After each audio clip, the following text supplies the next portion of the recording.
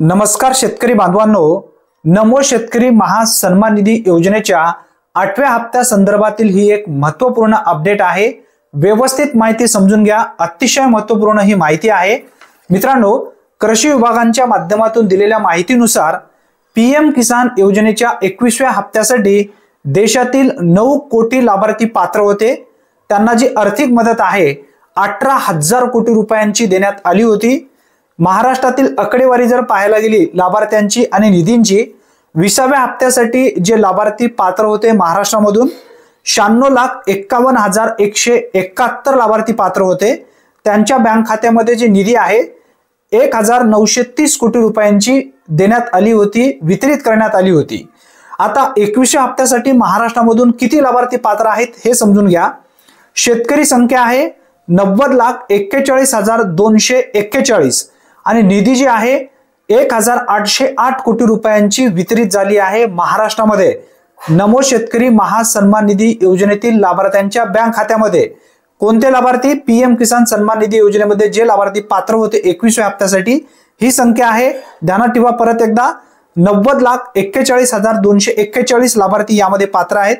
आता महाराष्ट्रातील जे काही लाभार्थी कमी झालेले आहेत नमो शेतकरी महासन्मान निधी योजनेसाठी किंवा पीएम किसान सन्मान निधी योजनेमधून वगळण्यात आलेले जे लाभार्थी आहेत त्याचे मुख्य कारणे कोणते होते हे सुद्धा तुम्हाला समजून घेणं गरजेचं आहे। आता यामध्ये सांगण्यात आलेलं आहे मृत लाभार्थीची संख्या होती महाराष्ट्रामधून ती होती 28,000। त्याचबरोबर जे दुहेरी लाभार्थी होते ते होते 35,000 आणि त्यानंतर भरपूर अशा लाभार्थ्यांची ई-केवायसी झालेली नव्हती, यामुळे सुद्धा काही लाभार्थ्यांचे नावे कमी करण्यात आलेले होते।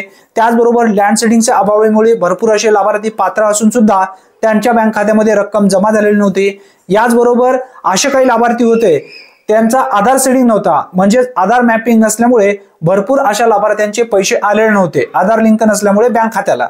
मग जे लाभार्थी आहेत 8व्या हप्त्यासाठी पात्र असणारे महाराष्ट्रामधून फायनल जी लिस्ट आहे पात्र ठरवण्यात आलेली ती आहे 90,41,241 लाभार्थ्यांच्या बँक खात्यामध्ये नमो शेतकरी महासन्मान निधी योजनेचा 8वा हप्ता जो आहे तो जमा केला जाणार आहे।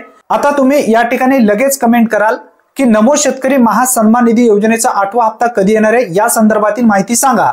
साधारणपणे जर पाहायला गेला डिसेंबरच्या 20 तारखेच्या पूर्वी नमो शेतकरी महासन्मान निधी योजनेचा 8वा हप्ता 100% येऊ शकतो, कारण राज्य सरकारच्या माध्यमातून यासाठी जी काही यादी आहे ती यादी मागवण्यात आलेली आहे। पीएम किसान सन्मान निधी योजनेसाठी जे लाभार्थी पात्र होते त्या पात्र लाभार्थ्यांची यादी आता कृषी विभागाकडे घेण्यात आलेली आहे। त्यासाठी आता सध्या इलेक्शन सुद्धा सुरू आहे, आचारसंहिता सुरू आहे।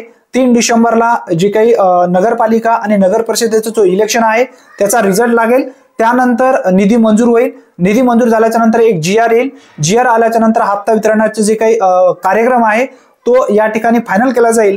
जेव्हा अपडेट येईल तेव्हा सर्वप्रथम आपल्या चॅनलवरती आपण नक्की अपडेट घेऊया, कारण ही एक महत्त्वपूर्ण माहिती असल्यामुळे जास्तीत जास्त लाभार्थ्यांपर्यंत नक्की हा व्हिडिओ शेअर करा। चॅनलवरती जर तुम्ही पहिल्यांदाच आला असाल तर चॅनलला सबस्क्राईब करून ठेवा। धन्यवाद। पुन्हा भेटूया नवीन व्हिडिओमध्ये नवीन माहितीसह, तोपर्यंत जय हिंद, जय महाराष्ट्र।